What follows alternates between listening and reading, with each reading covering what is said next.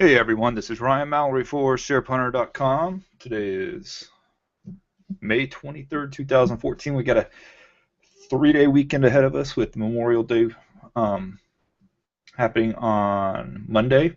So, nice time if you are living on the east or west coast to be able to hit up the beaches and enjoy some hopefully nice but not too hot of weather. Um, so for a while now, the S&P, I feel like with this market over the last 3 months, I've probably been starting off the same way almost every time. But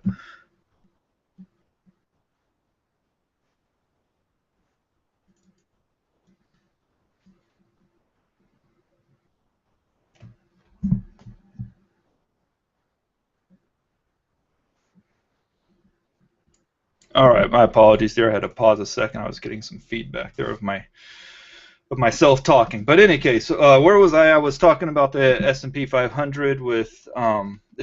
Let's just go ahead and start right off looking at the weekly chart.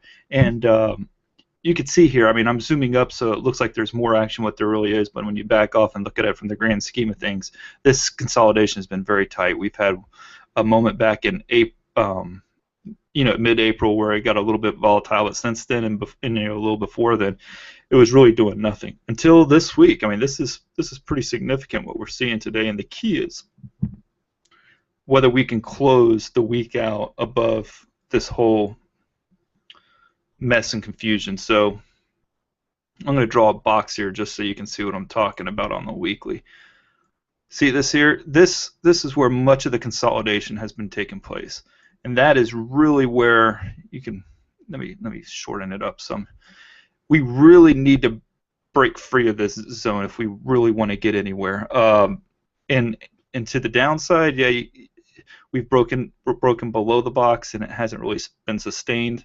But we haven't done it to the upside. So I think it's a pretty important day today that we do close above this 1883 level, 1885-ish, but just get out of the 1880s and at least settle in the 1890s. Ideally, I think it would be good if the S&P could finish above 1900 because that would be new ground. I don't think we've never closed above 1900 before.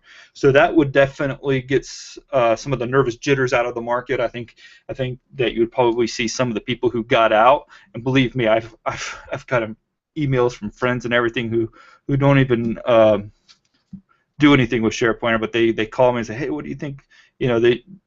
They just have their 401ks and everything, and they ask me, what do you think about this market and everything, and they tell me that they're wanting to get out. I think if you break in the 1900, I think a lot of these people who got scared out of the market are going to start coming back in again, and with a new month ahead and everything else, I think that it could definitely spur the market to maybe push into the 1920s and 1930s, if indeed we can break through 1900 initially. So far the market's hanging in there. We got up to 18995, and I'll show this on the 1 minute chart. Look where we got all the way up to 18995, and as soon as we just about 500ths of a point away from 1900, and look at the selling that ensued. So we're not quite out of the woods yet. The weekly chart is looking really good. There's definitely some psychological resistance to that 1900 level. We've seen it happen twice now. We saw it happen back on for April 4th, where we got all the way up to 1897, and then we already saw it back on the 13th of this month when we got up to 1902, and we sold off and finished below 1900 that day. So today is definitely important. I think it would be huge. I think ahead of a 3-day weekend, if we can get above that 1900 level, I think it would make it holding some a heavier amount of longs over the weekend a little bit easier. But now you take the S&P. In my opinion, I think it's the healthiest index out there. That's the one that I always track anyway. So that's my main driver of whether or not I'm bullish or bearish on the market. Now look at the rut or the Russell. Okay, this thing is, I mean, it's in a perpetual downtrend, and it's doing good today. But has it really changed the picture? Well, let's draw a trend line here. And I guess a lot of it depends on how you draw this trend line. I think that's one way to draw it right there, and you could say, all right, we got two trend lines connected, and we're breaking out of it today. And I don't think that you're wrong for saying that.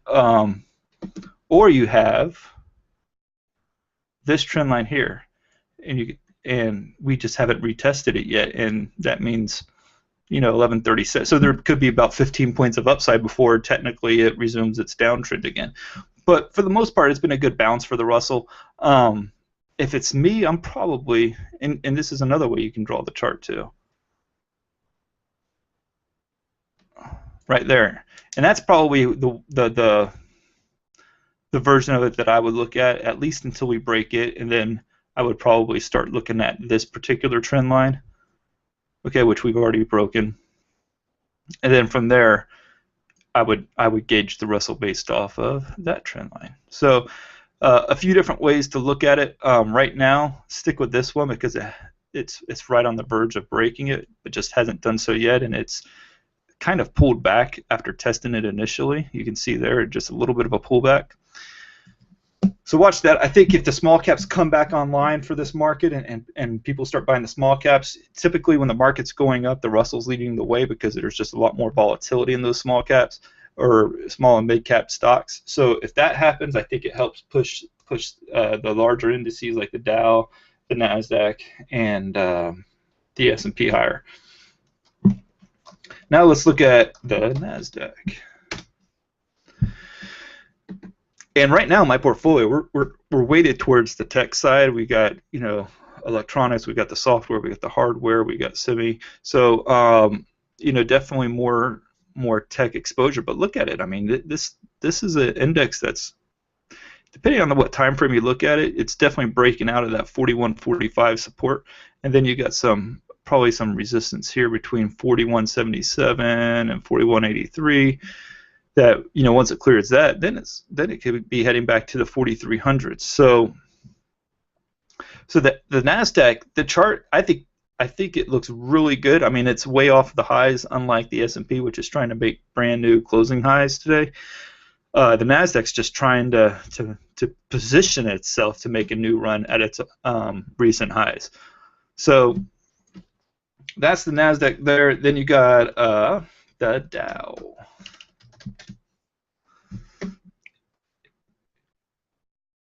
And it was just earlier this month where we did have new closing highs and everything. It wasn't dealing with a significant milestone like a 17,000 or anything like the S&P was dealing with on 1900. So it was probably a little bit easier for it to make a new all-time high without any psychological resistance that we're seeing right now with the S&P. However, it's not near challenging recent highs. It's still about 140 points off of its highs. So. But overall, I think the chart's setting up. It's better than the Russell, but it's not better than the Nasdaq, and it's not better than the S&P. I put the Nasdaq and the S&P as my two favorite charts right now. Even though the Nasdaq is a little bit off of those highs, I think it looks healthier. It has a nice base, and it looks like it's ready to push back towards those recent highs. All right, so we got the indices out of the way. You got my time frames down pat. You got my outlooks on that. Let's look at some individual trades. One stock that I'm looking at getting out of today is EMC. Now, with EMC, you have a very nice double bottom, and we've been riding this thing since 514. So we got in on this initial breakout, and it's done us really good. It just hasn't really. Maybe it's part of it lies with the stock itself. It's just it doesn't make you like 40% or 20% in a few days or anything like that. It's not going to do that. I mean, I don't even try to aim for that high on my returns right away. But if it happens, that's great. But I try to stay realistic, and if I can get 5-10% off a trade, that's great. Even 3%, goodness. And that's what EMC is up right now. It's up 3% in a month where it's been very difficult to make profits in a market that offers such little opportunity. But now it's challenging this 50-day moving average. It's gotten spooked a little bit by it. It's up 1, 2, 3, 4, 5, 6, 7, 8, 9, 10 out of the last 11 days. That's a great run and everything. And but the thing that's sort of worrying me about it is this volume that's petering off here. I mean, you can see where the buyers are just getting less and less enthusiastic about this stock. So it makes me wonder, okay, after we've been up 10 out of the last 11 days, or over 90% of the time, okay, is it time to call it quits on the stock, move on, free up some capital, have a little bit less exposure going into the weekend, take the 3% that we've made and apply it to a new stock that's setting up in the early stages? And that's what I'm leaning towards doing today. Take the 3%, move on. One of the things that you won't see me do as a trader is get greedy for gain. While I like gains as much as anybody, I don't try to force it upon the market. I don't try to force it on EMC. If that's what it wants to give me is 3%, that's what I will take. It's kind of like football, right? If you got all your safeties down the field, okay, covering the deep ball, what's the best play available? It's to play those routes underneath, to hit the wide receiver that's 4 to 5 yards off the line of scrimmage, because you can catch it and run with it for maybe a first down. And that's what EMC is providing us here. It's there's not a deep play opportunity with EMC, so you got to hit that short route. And if the safeties, or if the corners and the safeties are playing real tight and they're trying to play for the run and trying to take away that slot receiver in football, you could tell that I got quite a background in football. I played it all my life, but if they're playing up on you and everything, then that's when you can go for the deep pass. When those opportunities are there. Right now with EMC, right now with this market, they're playing up. So, or they're playing back. I'm sorry, they're playing back. They're taking away the big plays from us. So you got to play for the short plays. And 3% EMC, I'm more than happy to walk away from this trade with 3% on the overall play. TIVX, we got into this yesterday. We got into it at 1974, so we're up about 2% on this. Now this play does have a little bit more of a deep play opportunity, because it could get up to $21 and fairly short order, give us about 7%, maybe even higher. If it breaks through that, it could get up to 22. But you have a very nice base. It's been in a perpetual downtrend for a long time, and that's how a lot of these setups that I'm finding right now, the best setups, are those that are showing a very nice base. And TIBX definitely has that.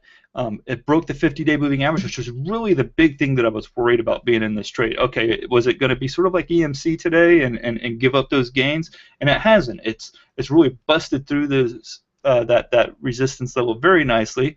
Hopefully it can hold that into the close. And it does have an opportunity to go from 21 maybe to even as high as 22. But yeah, very strong base, shows a lot of accumulation right around in here. And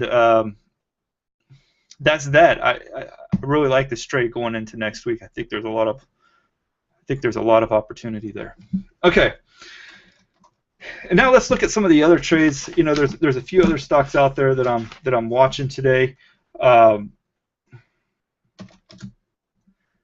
MAS is an interesting one because you got this nice gap, okay, but you also have the 200-day moving average that could wreak havoc on it, and then the 50-day right over that. So the question really becomes, okay, do you wait till it's at 2150, which is about 1.5% away before you get long on this stock, or do you play it now with the assumption that it's going to break through? I don't think there's a right answer on that.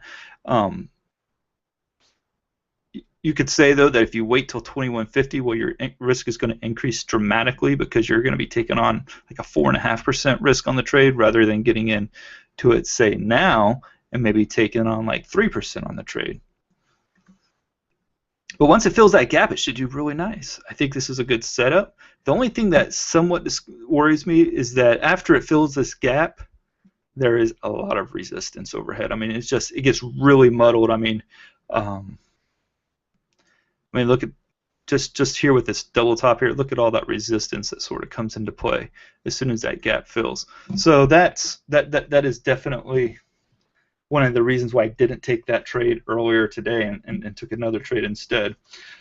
Then you got HTZ, and it's setting up. It's at its all-time highs and it's pushing higher. The only thing that's been a little bit nerve-wracking for me on getting long the stock and why it wasn't top on my list this morning was because that it's made these breakouts that have been really nice, and then it gives back all those gains the next day. And so while it's breaking out, you might get 2 or 3 days of maybe like 3 or 4% in gains, but the chart really looked good after that point too, and then all of a sudden with the drop of a hat, boom, you're fighting to stay profitable on the trade. So that weighed into my decision for not getting HTZ, but I still think it's a good trade setup. I'm just not sure, if it can be sustained or not. VLO. VLO is intriguing. It was a little bit more intriguing today when it was actually trading in the green, but you got a nice channel here and a history of it selling off back to this channel and bouncing up. Now, I always think that the best time to get into a rising channel is on this third test of the trend line. So you get your first test, okay, where it's formed, then you have the second, and then you have the third. I like getting in on that third level because when it bounces off of that trend line, it tends to be the most powerful. As you can see here, this one went from 47 to 55. This one here goes from 50 all the way up to pretty much $60 a share. And I think that is what I would like. Now, I don't know if the fourth one's going to be as strong, and it usually isn't. So you might be able to get like from 54 to 58, but that's still a good return. That's like 8%. But it needs to bounce off of that trend line. Now, it looks like it has some problems with the 10-day moving average and 50-day moving average today, so it's going to need to break through that for it to make any profits for you. KOG.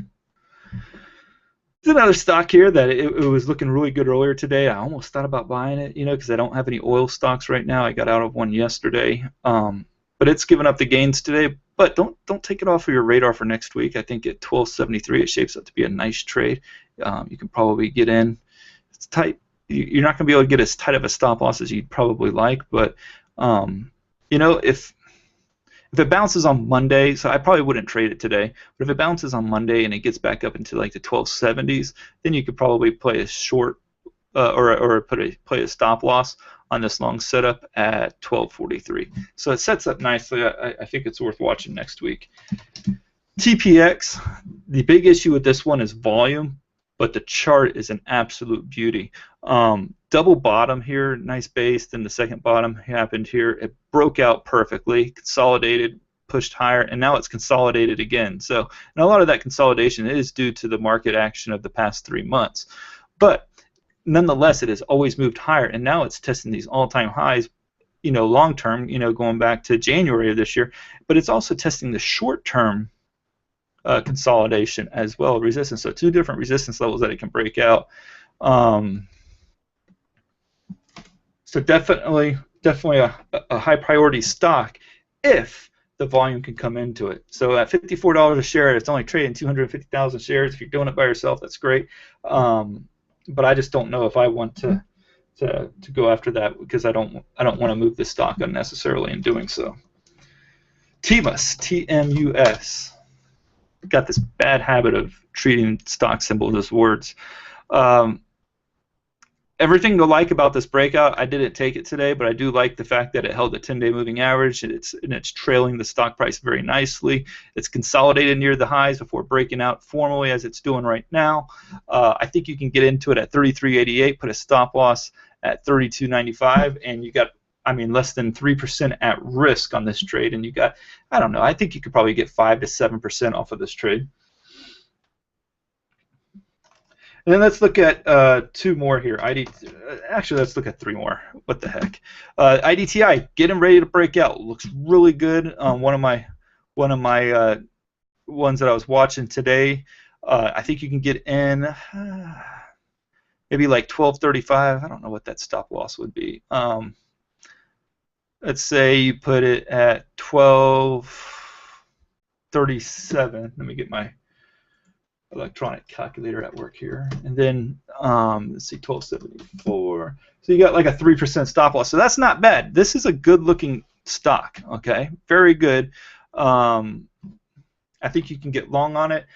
It's got about 1 million shares traded. Not a lot of volume today, but a lot of that's due to the holiday weekend ahead of us. So don't read too much into that.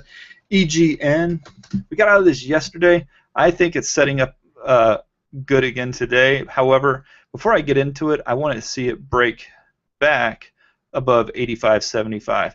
If it does that, then I think it might be worth a long position. Maybe put the stop loss at around like 83.59 or something.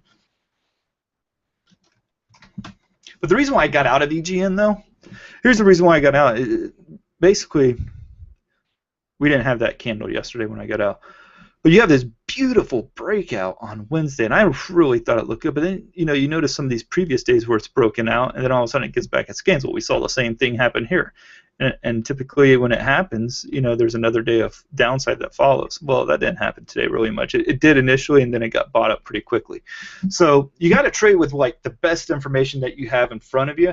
And when that information doesn't pan out after you make your decision and you find out, okay, it's going to continue to go higher, then you can always just jump back into the stock. But what I want to do is when the information that I have on hand says, okay, there's a good chance that this thing might sink tomorrow, especially in a market that really has not shown enough conviction to the buy side like we've wanted in the past, this is a good stock to get out of. Okay, so we got out of it. I don't regret that decision at all. And now, hey, guess what? We can still get back into it. I think we got out of it yesterday at like 84.88 or 84.87, basically right where the current price is. But you can see it doesn't look too bad, but I just wouldn't mind seeing a little bit more upside to it before I get in. And then finally, cores, it reports on, I think, gosh, what is it, like 5/29, so Thursday of next week. I would have already pulled the trigger on this today. Okay, this is my top stock of the day. I don't want a stock that I have to sell by Wednesday or Tuesday of next week, especially when one of those days we're off. There's just not a lot of reason to get long on this stock. But goodness gracious, look at this stock. I mean, breaking out beautifully. Downtrend here, price resistance here. All of it's getting broken. It's got a nice triangle pattern. I mean, lots to like on the KORS chart. Problem is the earnings. It can have all the upside to it in the world. If it's got uncontrollable risk, and trust me, Coors has it, I'm not going to buy it, okay? And I mean, this thing could have a bad earnings report and be trading at $85, be down over 10% on the trade. So it's not worth it. Move on when the risk isn't in your favor. You've got to control the risk at all times. So that's going to do it for today. A pretty long Google Hangout here, but I enjoyed it going over some of these trade ideas with you guys and some of the market conditions that we're facing. Overall, I think the bulls are in a good position heading into the weekend. We'll see if they can build on that. And speaking of Google Hangouts, we are actually long right now on Google. We got in back on the 21st, which was Wednesday, at 535.16 cents, and now it's at 550. So that's almost a 3% gain or a $15 move in the stock. And I think that stock has 560 to 580 written on it. So we'll see what the market brings for it next week. That's going to do it. If you guys have any questions, feel free to hit me up at my email, ryan@shareplanner.com, anytime that you want. I do get back to the emails. I'm a little bit behind on them right now, so bear with me. I think a couple of days behind, but I will get to them. And if you're in a SharePoint or Splashdown, hit me up there as well. I take all your questions. That's my first priority. I always want to be loyal to that base first and foremost. And if you guys have any questions in the Splashdown, always feel free to ask them. Don't be shy. And y'all have a great 3-day weekend, and God bless you all.